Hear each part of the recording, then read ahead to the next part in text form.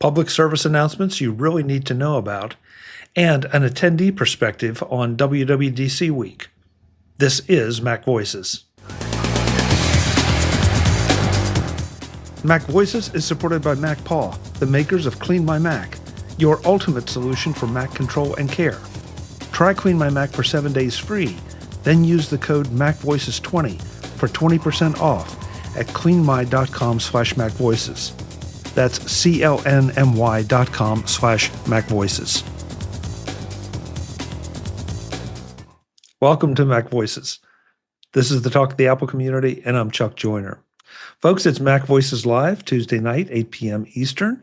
We hope you are in the chat room. If you're hearing me live, you probably are in the chat room, or should be. And if you're not, then you should be joining us next week when you can look into youtube.com/MacVoicesTV, find the chat room, and join us.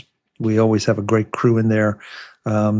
Brittany has been discussing an obsession with a particular song tonight before the show, even though she can't be with us. She's in the chat room, so you can join in there and comment on Brittany's obsession. Going to do things a little bit different tonight. We're going to go around the room, let you know who's here. Then we have not one, not two, but three public service announcements we think really need to be in front of you and have you paying attention to them. And then we'll start digging into our more regular content. With that, let's take a look here in the top left of my screen. As usual, David Ginsburg. David, good to have you. Good to be here. Glad we're having some chats to post WWDC and plenty of things to talk about. And watch out for that weather you've got coming. Yeah, thank you, Dave. I've made Dave co-host so that if anything happens here, because I've got some of those little orange and red splotches headed my way. So if for any reason I would drop off, the show must go on. And I'll be back as soon as I can get back.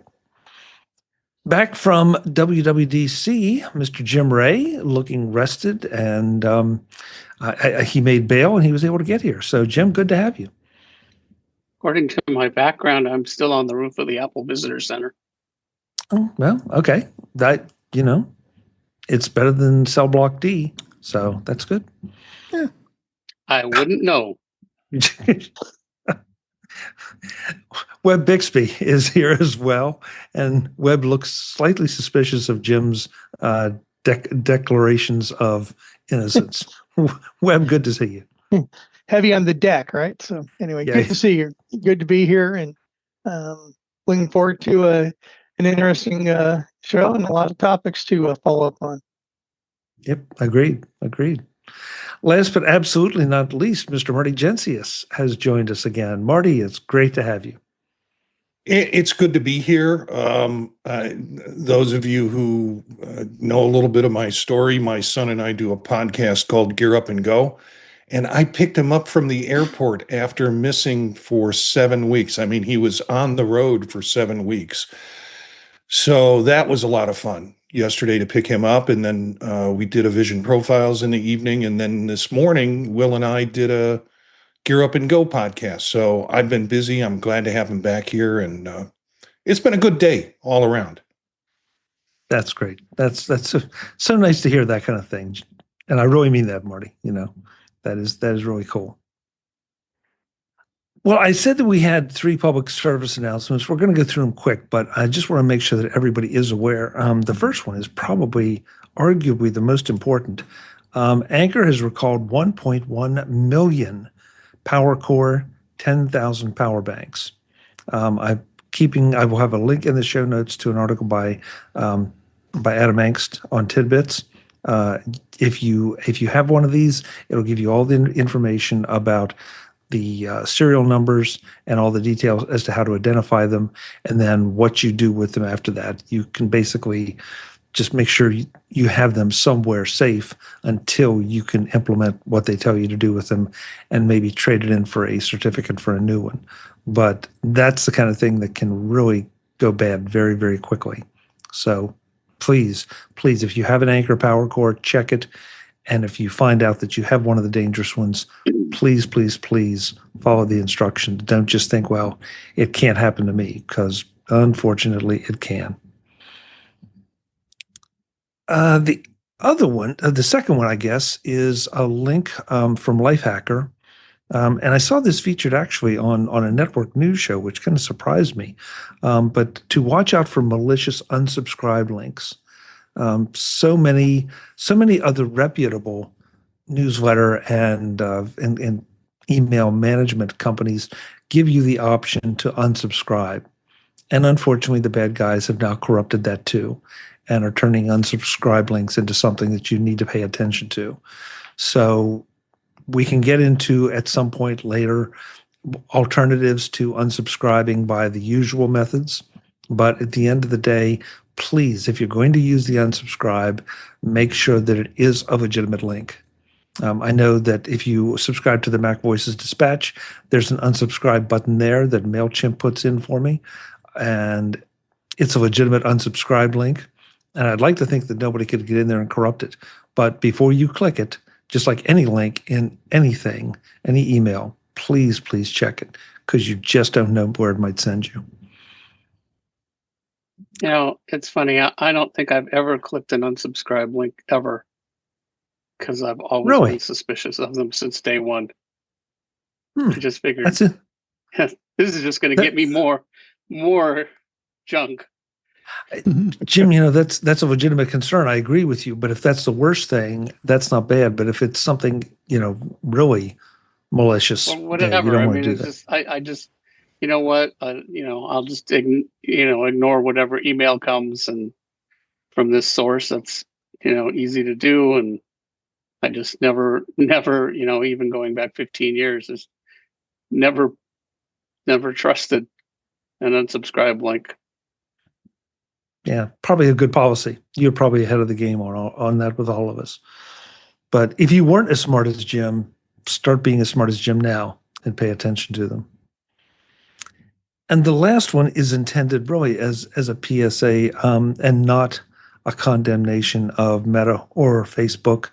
But, at the same time, if you have been playing with the Meta AI app and been posting personal things to it, stop, because it seems that at least some of those very personal queries are being made public.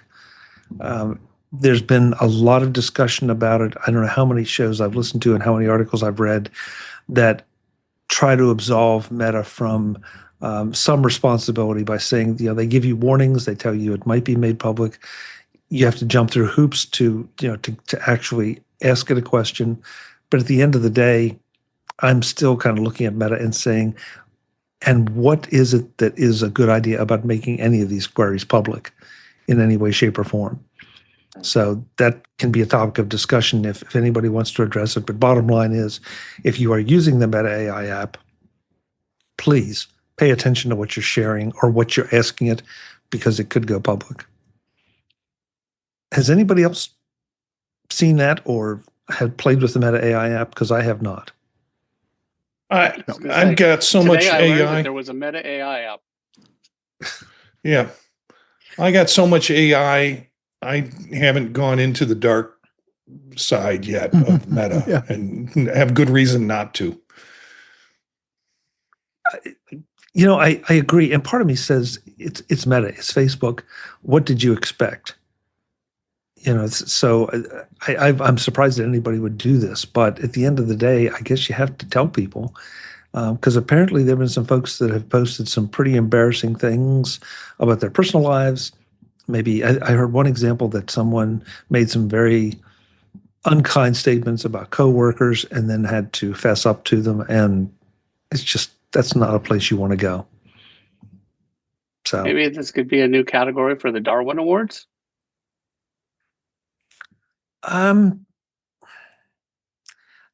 Jim, usually those are I guess so. Because I tend to think of the Darwin Awards as just somebody that's just doing something incredibly stupid. But maybe posting anything to Facebook and giving anything to Meta and expecting any level of privacy might qualify based on past behavior. So the trick, what you got to do is you got to load it up with bad information and attribute it to somebody else's name. So we wind up punking people that way. You just got to, you got to start thinking it's not all for the good, so you might as well, be a little evil. I love the way you think, Marty. I really do. Yeah, well, I used your name in Meta a couple of times today, so you'll find out how I think. Oh, good. Thank you very What's much. it called when you call 911 on somebody? Yeah. What, swatting them, you mean? That's it. Yeah, I knew there was a name. Yeah. Yeah. Oh, gee. Maybe that's why I've been getting all those emails today. Thanks, Marty. Thanks. So those are the public service announcements. Again, Anker, PowerCore batteries, unsubscribed links, Meta AI. Just please, if you don't look at any other articles that we link to in the show notes, please look at those three because they could save you a whole lot of trouble from a lot of different directions. This edition of Mac Voices is supported by Clean My Mac, your ultimate solution for Mac control and care. Try Clean My Mac for 7 days free, then use the code MacVoices20 for 20% off at cleanmy.com/MacVoices. You asked, and MacPaw listened. Space Lens is back and better than ever. If you've ever stared at your Mac wondering what is taking up all that space, Space Lens gives you an instant visual breakdown of your drive. It maps out your storage as interactive bubbles, showing you what's eating up your disk, apps, folders, hidden junk, you name it. It's a fast, intuitive way to reclaim gigabytes of space without the guesswork. In fact, it's fun to get back that missing space. Space Lens is part of the Clean My Mac suite that keeps your machine running fast, secure, and efficient. With just a few clicks, you can run system maintenance, remove malware, and yes, get your drive under control thanks to Space Lens. Try Clean My Mac, including the newly returned Space Lens, free for 7 days. Then use the code MacVoices20 to get 20% off your purchase at cleanmy.com/MacVoices. That's CLNMY.com/MacVoices. Thanks to MacPaw and Clean My Mac for supporting Mac Voices. Next up, I wanted to give a little bit of time to Jim Ray because Jim was the only person here who went to WWDC, and I wanted to find out what his experiences were. We had talked to him and talked about what was going to be happening. So, Jim, take it away. Give us a 5-minute rundown of your adventures at WWDC. Oh,Ve got sort of a two-sided. Second would be, I guess, a little bit of talk about my adventures, but also a couple minutes. You guys last week talked about the announcements from a consumer point of view. I thought maybe I would talk briefly about some of the stuff from a developer point of view, which will affect everybody else 6 months, a year, 2 years down the road. So first of all, they announced some new things for SwiftUI. I think a lot of people thought the biggest thing was WebKit. Now they're now providing a drop-in WebKit for SwiftUI, so that makes it super easy to put web content into an app now. I mean, you could do it before, but you had to use UIKit, and it's a little more complicated. So now they've made it really simple. You don't need to use UIKit at all anymore.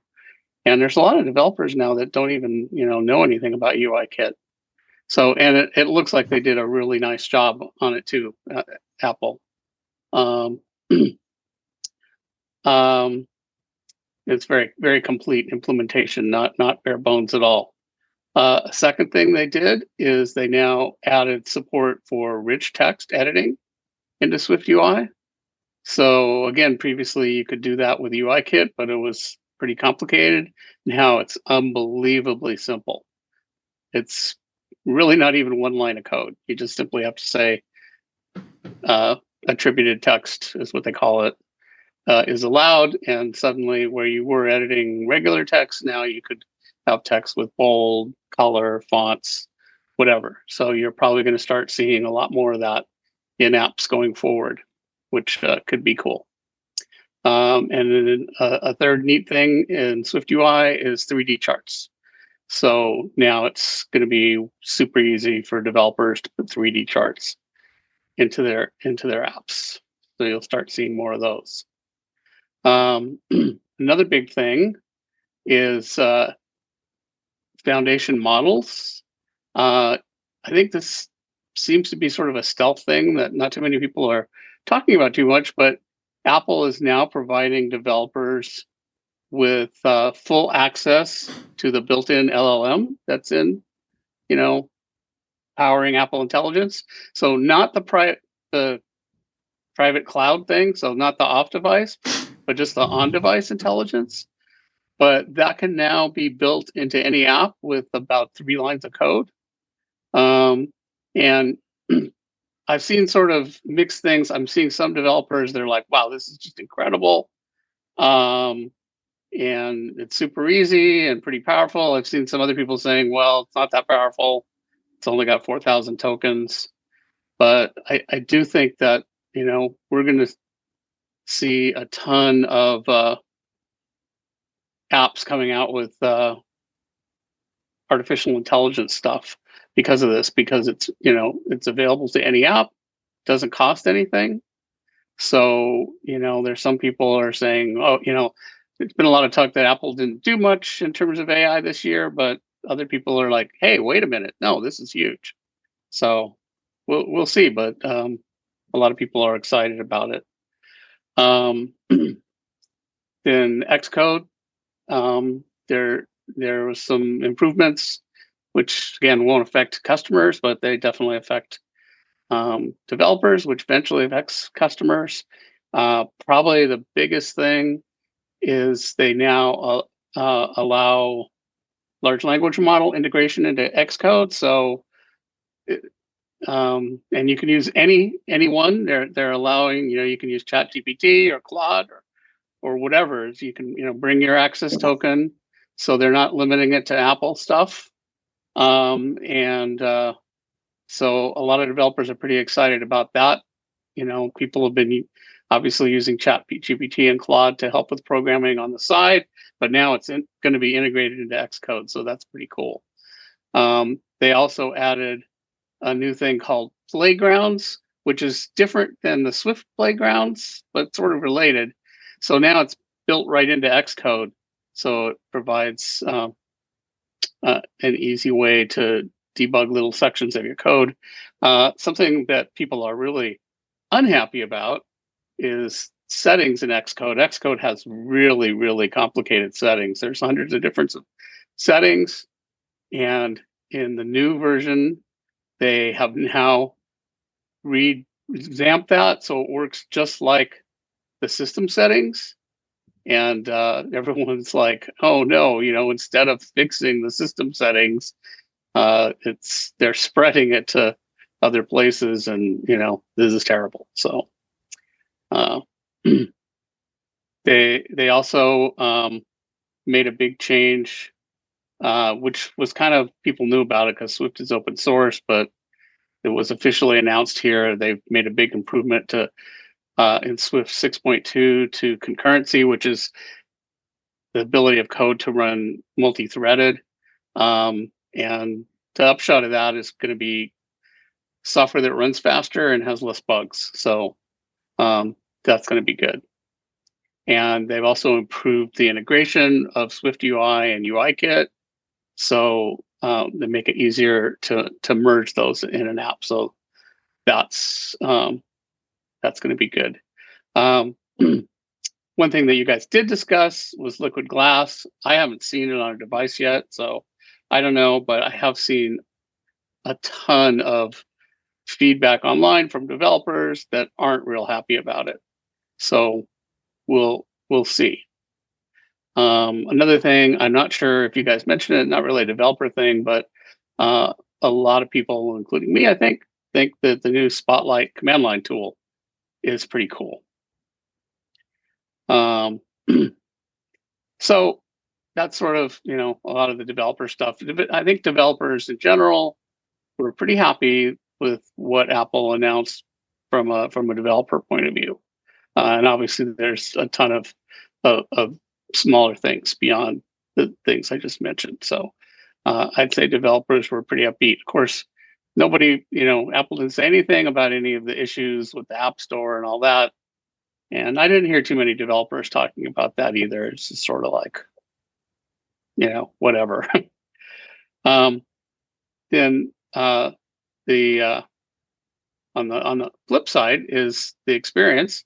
I had a great experience there. I did not have Apple's invite, so I didn't get to go to Apple Park and lawn and watch a video. But in 2019, at the end of WW in 2019, I thought, this was the best week of my life. And I was thinking about it towards the ends of this week, and I'm like, yeah, I think this is better. So this was the best week of my life. And I was thinking about what was great about that year, and one of them was I got to hang out with Chuck quite a bit. And I was thinking I wouldn't be here if it weren't for WW 2019, because that's really where I was hanging out with Chuck, and then stumbled onto this show. And there were a couple other cool things, but I just had a great time. I'm also thinking, I was thinking about 2019 and hanging out with you, and you know what, Chuck, you in 2026, you should be out there. This is your kind of thing. You'd have no problem meeting up with tons and tons of people. So I got there, and there was events starting with the Saturday night before Dub. There was a great event on Saturday night with like 200 or 300 people. Then there was events on Sunday morning, Sunday evening. Monday there wasn't. I guess there were watch parties, but that I could have gone to, but I decided just to stay in my hotel and watch the videos. But then Monday night I went to dinner with some friends from Apple. Then there was all kinds of events. On Tuesday I got to go to a live Paul Hudson event, which was really neat. And then there was a neat iOS Dev Happy Hour party, which is an online meetup. But they once a year have an in-person meetup. That was great, which wound up rolling into I was wound up playing poker until 1 a.m. at some Apple employee's house named Marco. And I don't know his last name, and it's even more surprising considering that I don't know how to play poker and I don't know the rules. Fortunately, we weren't playing for money, so it was a lot of fun. And then again, there was events on Wednesday, and the James Dempsey concert was Wednesday night. Yeah, right, Brian. No money involved. And then the One More Thing conference continued until Thursday, and that was good. And I had dinner with another friend from Apple Thursday night. And then Friday, I checked out of my hotel, and then I hadn't got a chance. I was at the actually, this picture is from Thursday, but I was going so fast and so many things are going on. I didn't get a chance to buy any T-shirts at the visitor center. So I'm like, I'll go back to the visitor center and buy some T-shirts, and just for grins. So everything's over, right? And I'm thinking I'm just getting in my car and driving home. And just for grins, I'm like, oh, let's go up to the roof of the visitor center, just look at the view. And there was a small group of developers up there hanging out, and including Christian Selig, who was the author of Apollo. So I got to meet him. And also Charlie Chapman, who did Dark Noise and some other stuff. So it just, everywhere I went, I must have met 150 people. I met people from all over the world: India, Japan, New Zealand, France, Brazil, Macedonia, Turkey, England, Canada, you name it. It was, and that's really why I went, was to meet people. And I met so many people, both people I'd never met and quite a few people that I had met before. So it was just a great experience. Jim, that's fantastic. I'm not sure how many of us are lucky enough to be able to say that we can specifically identify one of the best weeks of our lives. And the fact that you've had a couple of them now, at that and look, I get it, because you're just totally immersed in something you love. But that is fantastic. Well, yeah, and I think if you had to say, well, best day, maybe that, like hopefully when I got married or something like that. But for a whole week, I had that thought in 2019. Like, I don't think I've ever had like day after day after day where every day is like just, so cool. And that's what this was like this year too. It's like every single day there were, there were no, like, oh, I've got this dead period, nothing's happening, if anything, it was just like, man, I got to get sleep somewhere in here and, make sure I eat something. And, in some ways it's kind of like, I'm kind of glad I didn't get an Apple ticket. I'm not sure I could have taken that, but I would have gone. I mean, I would like to see the inside of Apple Park. So I'm sure I would have had a good time, but I probably would have, I would have had to not do some other things. Yeah. Well, that's terrific. I'm glad you had a good time. Thank you for sharing the experience. And all of these things most of them were free. I think the only thing I paid for was the James Dempsey concert.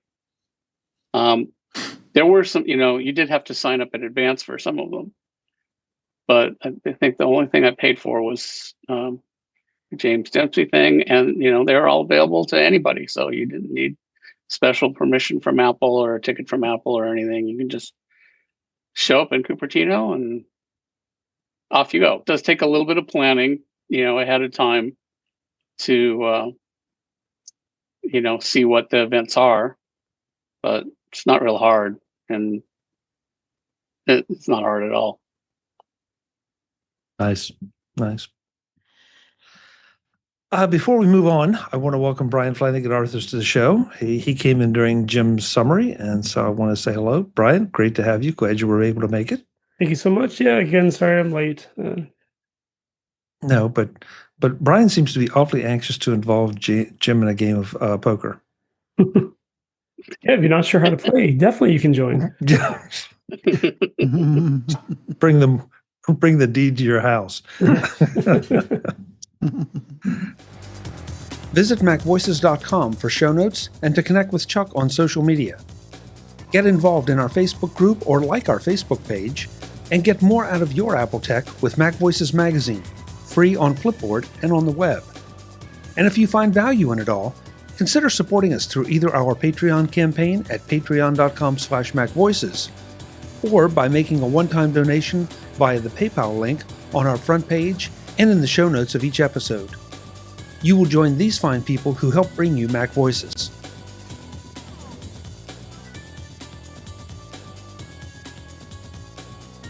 Advertising handled by Backbeat Media at backbeatmedia.com. Bandwidth provided by CacheFly at cachefly.com.